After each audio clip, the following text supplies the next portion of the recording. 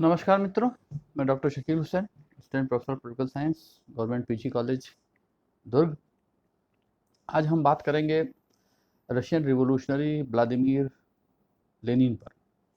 Vladimir Lenin Chhattisgarh के विभिन्न विश्वविद्यालयों में एमए पॉलिटिकल साइंस के सेकेंड सेमेस्टर में, कहीं किसी दूसरे विश्वविद्यालय में इसका सेमेस्टर में अलग हो सकता है, दुर्ग विश्वविद्यालय के सेकेंड सेमेस्टर के पॉलिटिकल फिलोसफी के पेपर में पाश्चात्य राजनीतिक दर्शन जिसको कहते हैं, उसमें लास्ट यूनिट में मार्क्स, लेनिन और माओ है।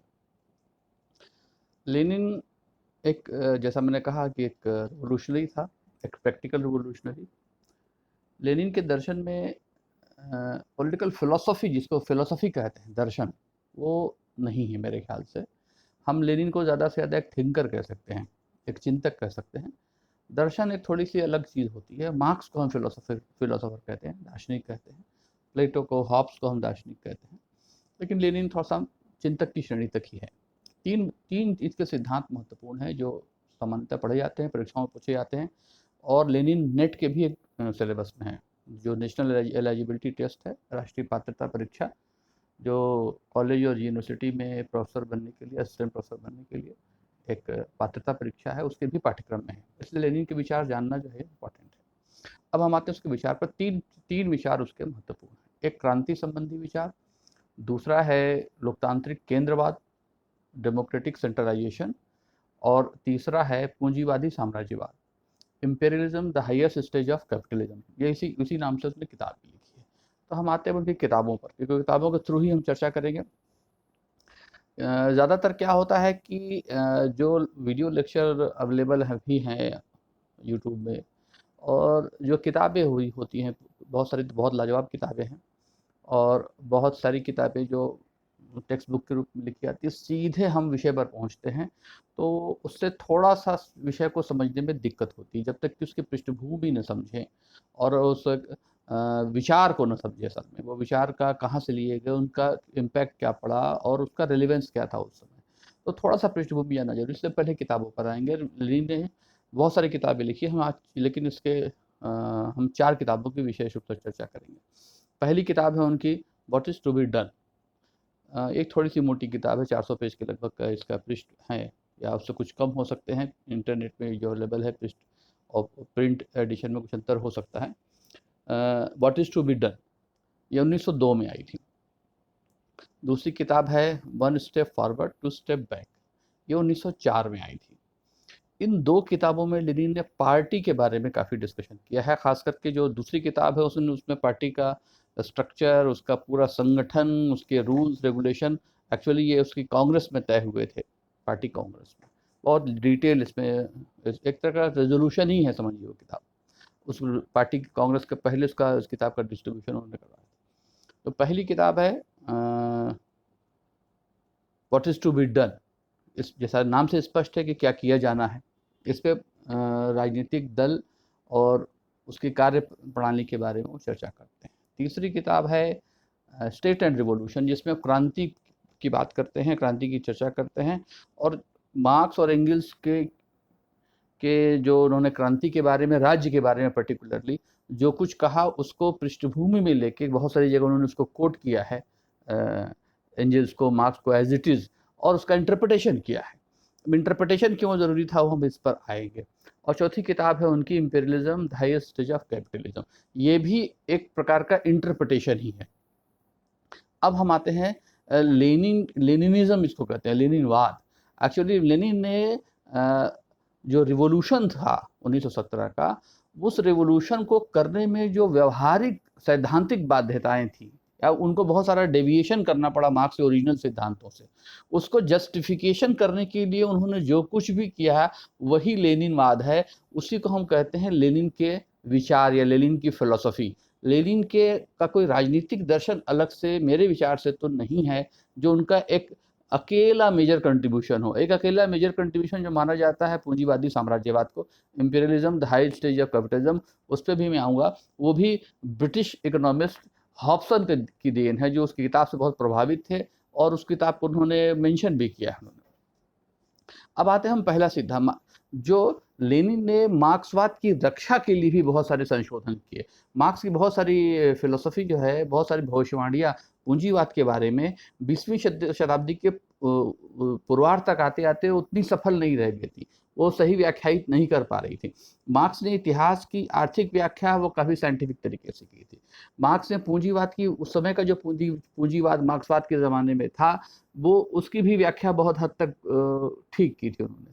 लेकिन जो पूंजीवाद का भविष्य था, जो राज्य के बारे में उन्होंने कहा था, राज्य के बाद जो क्रांति के बाद आदर्श साम्यवादी व्यवस्था आएगी, वो आदर्श साम्यवादी व्यवस्था इतनी अच्छी होगी कि राज्य की ज़रूरत नहीं पड़ेगी, तो राज्य खत्म हो जाएगा, राज्य विल विदर अवे लिखते हैं वो। तो ये सब बातें पॉसिबल होती नहीं दिख रही थी।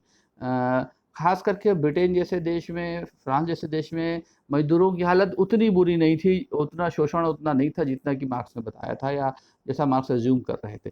इन सब बातों से मार्क्सवाद की रक्षा के लिए लेनिन ने मार्क्सवाद में बहुत सारे संशोधन किए, बहुत सारे इंटरप्रिटेशन इस तरह से किया, जो मूल मार्क्सवाद से वो विचार अलग थे। इसीलिए उसको बाद में स्टालिन ने लेनिनिज्म कह दिया कि ये लेनिनवाद है। लेनिन ने जो कहा वो अपने आप में एक इज़्म हो गया। तो वो उनके अपने सत्ता के सुदृढ़ीकरण के लिए भी ज़रूरी था स्टालिन के। बहरहाल हम मूल विषय पर आते हैं। जो लेनिन का क्रांति संबंधी सिद्धांत है, इसमें एमए के स्तर के विद्यार्थी के लिए जो उसको आंसर लिखने पड़ते हैं, कुछ पॉइंट्स उनको समझ लेना चाहिए। एक तो लेनिन ने क्रांति कहा, क्रांति अनिवार्य है। सोशल चेंज का एकमात्र तरीका है सोशल ट्रांसफॉर्मेशन का। जो कैपिटलिस्ट सोसाइटी से एक सोशलिस्ट सोसाइटी में जो ट्रांसफॉर्मेशन होगा, वो सिर्फ एक ही तरीके से हो सकता है, वो रिवॉल्यूशन। मार्क्स भी यही कहते हैं। और मार्क्स जब ये कहते हैं, लेकिन कुछ लोग ये भी लिखते हैं कि मार्क्स अपने जीवन के सांध्य काल में, आखिरी समयों में हिंसात्मक क्रांति के प्रति उतने आस्थावान नहीं रह गए थे। शायद वो कहीं मानने लग गए थे कि एक डेमोक्रेटिक तरीके से भी सत्ता परिवर्तन हो सकता है, डेमोक्रेटिक सोशलिज्म भी आ सकता है। लेकिन लेनिन ने कहते हैं कि वो कहते हैं कि अगर मजदूर वर्ग का स्वरूप क्रांतिकारी नहीं है तो वो कुछ नहीं, मजदूर संघर्ष अगर रिवोल्यूशनरी नहीं है तो वो कुछ भी नहीं है। तो इसलिए क्रांति, सामाजिक परिवर्तन क्रांति से होगा। अब ये कहने की जरूरत नहीं कि वो क्रांति हिंसात्मक होगी। क्यों? क्योंकि उसके बिना वो सत्ता परिवर्तन संभव नहीं है। तो पहला पॉइंट ये कि क्रांति अनिवार्य है। दूसरा पॉइंट ये कि लेनिन ने कहा क्रांति का एक अल्प मार्ग संभव है। लेनिन ने कहा कि मार्क्स ने कैसे अपनी क्रांति की व्याख्या में बताया था कि पूंजीवादी शोषण इस लेवल तक पहुंच जाएगा, इस उच्चतम स्तर तक पहुंच जाएगा कि मजदूरों के पास क्रांति करने के अलावा कोई चारा नहीं रहेगा। अब इसके लिए क्या है, पूंजीवाद उस लेवल तक विकसित होना चाहिए, पूंजीवाद का विकास जरूरी है। अब रूस जैसे देश में जहां पूंजीवाद का विकास नहीं हुआ था, उस ब्रिटेन और फ्रांस जैसा पूंजीवाद नहीं था रूस में, तो वहां क्रांति कैसे हो सकती है? हम कब तक 100 साल 150 साल तक पूंजीवाद के विकास का इंतजार करते रहेंगे? इन बातों से उन्होंने रक्षा करने के लिए लेनिन का क्रांति का एक अल्प मार्ग संभव है। स्टेट एंड रिवॉल्यूशन में आते हैं, इस पर चर्चा करते हैं। क्रांति का एक अल्प मार्ग संभव है, और यह अल्प मार्ग जो है वो कैसे आएगा? वो पेशेवर क्रांतिकारी दल जो होगा वह क्रांति करेगा। अब यहाँ पर वो दूसरा पॉइंट, पहला पॉइंट क्या हो गया? क्रांति अनिवार्य है। दूसरा पॉइंट क्या हो गया कि क्रांति का एक अल्प मार्ग संभव है। क्रांति के लिए मार्क्स ने एक और बात कही थी कि जब श्रमिक वर्ग का शोषण होगा तो श्रमिकों में एक चेतना आएगी, किसके प्रति? शोषण के प्रति। और वो जो उनका धर्म और विभिन्न चीजों की जो मिथ्या चेतना है वो खत्म हो जाएगी, और जो वास्तविक चेतना है उनके शोषण की वह आएगी। और यह लाने में जो सामाजिक संघ होंगे, जो ट्रेड यूनियंस होंगे, उनकी बड़ी महत्वपूर्ण भूमिका होगी। क्योंकि ट्रेड यूनियन में जो लोग जाते हैं वो थोड़े ज़्यादा समझते हैं इन सब बातों को। वो एक अलग वर्ग होता है मजदूर वर्ग का, जो उस चेतना के प्रति जागृत होता है कि हमारा शोषण हो रहा है। तो लेनिन कहता है कि अब इस लेवल तक यहाँ पे जो ट्रेड यूनियन भी नहीं है, तो ट्रेड यूनियन का इंतजार करते रहने तक हम ये नहीं कर सकते कि हम ट्रेड यूनियन के विकास का इंतजार करते रहें। और वह सामाजिक संघवाद जो समाजवाद के बारे में, मार्क्सवाद के बारे में जो सर्वहारा वर्ग को शिक्षित करने का काम है, वह साम्यवादी दल करेगा। सोशल डेमोक्रेटिक लेबर पार्टी उन्होंने नाम दिया था उसको। वो कम्युनिस्ट पार्टी तो बहुत बाद में नाम आया, सोशल डेमोक्रेटिक पार्टी उन्होंने नाम दिया, सोशल डेमोक्रेटिक लेबर। तो इनका काम क्या है? वो सर्वहारा वर्ग को, और सर्वहारा वर्ग का विस्तार कर देते हैं। केवल औद्योगिक मजदूरों को नहीं, वो समाज के सभी सेक्टर को इसमें शामिल करते हैं, जिसमें काफ़ी डिटेल उन्होंने स्टेट एंड रिवोल्यूशन में इसके बारे में चर्चा की है। तो सभी वर्ग को इसमें चेतना लाने का काम कौन करेगा? ये साम्यवादी दल करेगा। तो क्रांति अनिवार्य है, क्रांति का अल्पमार्ग संभव है, समाजवादी शिक्षा कौन देगा? साम्यवादी दल देगा। तो इसलिए समाजवादी दल भी जो है वह उनके क्रांति के थिंकिंग का ही एक अनिवार्य पार्ट है, जो बाद में उन्होंने एक डेमोक्रेटिक सेंट्रलिज्म के नाम से अलग थ्योरी भी दिया, तो उस पे हम आएंगे। तो लेनिन का क्रांति सिद्धांत एक्चुअल में मार्क्स के क्रांति सिद्धांत में एक संशोधन। लेनिन ने कोई अलग से क्रांति सिद्धांत नहीं दिया, उन्होंने क्रांति को अनिवार्य बताया, मार्क्स ने भी अनिवार्य बताया था। मार्क्स का स्वर थोड़ा बाद में मध्यम हो गया था, लेनिन का स्वर बहुत जोर का है, बहुत फर्म है कि लेनिन क्रांति ही से केवल सामाजिक परिवर्तन संभव होगा। और उस क्रांति के बाद बड़े स्तर पर एक और चीज इसमें याद कर लीजिए, ये चौथा इसके बाद का नेक्स्ट पॉइंट, कि मार्क्स ने कहा था क्रांति के बाद एक सर्वहारा की अधिनायकता होगी। ये बात उन्होंने लिखा था क्रिटिक ऑफ गोथा, उनकी किताब है कार्ल मार्क्स की। ये भी याद रखिए क्योंकि नेट जैसे एग्जाम में इस प्रकार के क्वेश्चन पूछे जाते हैं कि सर्वहारा की अधिनायकता, यह शब्द उसी एक पैराग्राफ को हूबहू उन्होंने कोट किया है स्टेट एंड रिवॉल्यूशन में लेनिन ने। बस एक ही पैराग्राफ में उसमें एक ही बार वो शब्द आया है क्रिटिक ऑफ गोथा में, डिक्टेटरशिप ऑफ प्रोलेटेरिएट। ये डिक्टेटरशिप ऑफ प्रोलेटेरिएट, सर्वहारा की जो तानाशाही होगी, कब स्थापित होगी? क्रांति के बाद। मार्क्स कहते हैं क्रांति के बाद जो समाजवादी राज्य आएगा, जो इतना अच्छा हो जाएगा कि सबको सबकी जरूरत के अनुसार, सबको सबकी योग्यता के अनुसार मिलेगा, और राज्य जैसे प्रतिबंध लगाने वाले संगठन की जरूरत नहीं पड़ेगी। राज्य क्या है? राज्य एक सिस्टम है, एक व्यवस्था है, ऐसी व्यवस्था की जरूरत नहीं पड़ेगी। और राज्य नष्ट नहीं होगा, बल्कि राज्य विलोपित हो जाएगा, तिरोधान हो जाएगा राज्य का। तो इन बिटवीन कौन सा होगा? समाजवादी क्रांति और साम्यवाद के बीच में एक श्रमिक वर्ग की तानाशाही स्थापित होगी, जो अल्पकालीन होगी। लेनिन कहते हैं ये अल्पकालीन तानाशाही कब तक चलेगी ये कहना मुश्किल है, क्योंकि प्रतिक्रियावादी इस व्यवस्था को हटाने में, साफ करने में समय लगेगा।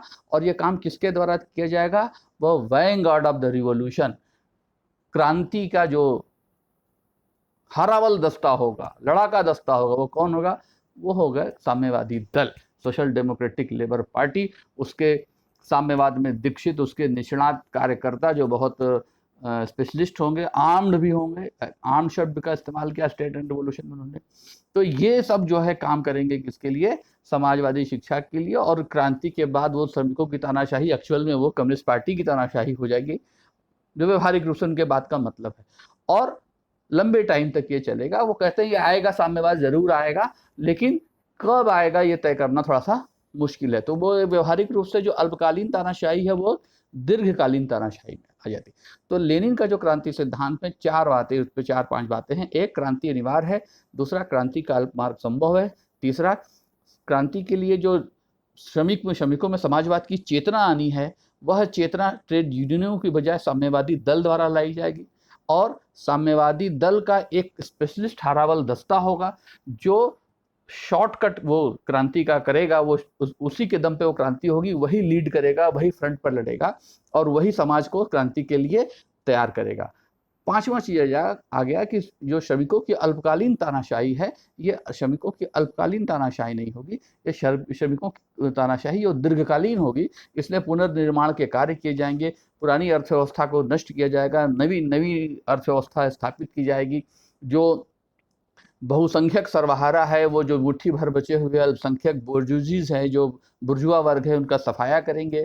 बहुत सारे रचनात्मक कार्य होंगे, पार्टी का संगठन खड़ा होगा, ऐसे बहुत सारे काम होंगे जो किए जाएंगे। और उसके बाद वो स्थिति आएगी, और ये स्थिति लंबे समय तक चलेगी, तब जाकर के वो स्टेट विल विदर अवे की स्थिति आएगी, और तब आदर्श साम्यवादी अवस्था आएगी। तो लेनिन का क्रांति सिद्धांत असल में मार्क्स के क्रांति सिद्धांत में एक संशोधन है, जिसमें ये 5 पॉइंट्स आपको याद रखने हैं। न केवल याद रखने हैं बल्कि समझने हैं, क्योंकि लेनिन जो क्रांति कर रहे थे, जो रिवोल्यूशन करने जा रहे थे, उन्होंने उनके रिवोल्यूशन में वो मार्क्स का क्रांति सिद्धांत एज इट इज फिट नहीं बैठ रहा था। एज इट इज फिट बैठने के लिए उनको रूस में पूंजीवाद के विकास का इंतजार करना पड़ता, जो कि संभव नहीं था। और लेनिन बहुत दिन तक जिंदा भी नहीं रहे, क्रांति 1917 में ही, और 1924 में उनका देहावसान हो गया। लेनिन शायद लंबे समय तक जिंदा रहते तो सोवियत संघ की शक्ल शायद कुछ और होती। तो लेनिन का क्रांति सिद्धांत असल में मार्क्स के क्रांति सिद्धांत में एक संशोधन है, जिसमें ये 5 संशोधन विथ रेफरेंस मैंने आपको बताया। क्रिटिक ऑफ गोथा में श्रमिक वर्ग की तानाशाही, श्रमिक डिक्टेटरशिप ऑफ प्रोलेटेरिएट, वहीं से इन्होंने लिया, किसने, लेनिन ने।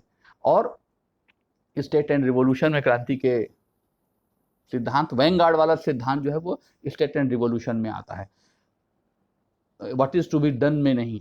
तो इसलिए किताबों का नाम याद रखिए। जो परीक्षाएं जब कठिन होती हैं तो इस प्रकार से प्रश्न कठिन होते जाते हैं, तभी परीक्षाएं कठिन होती हैं। तो आजकल रेफरेंस का ज़माना है, रेफरेंस ज़रूर पता होना चाहिए।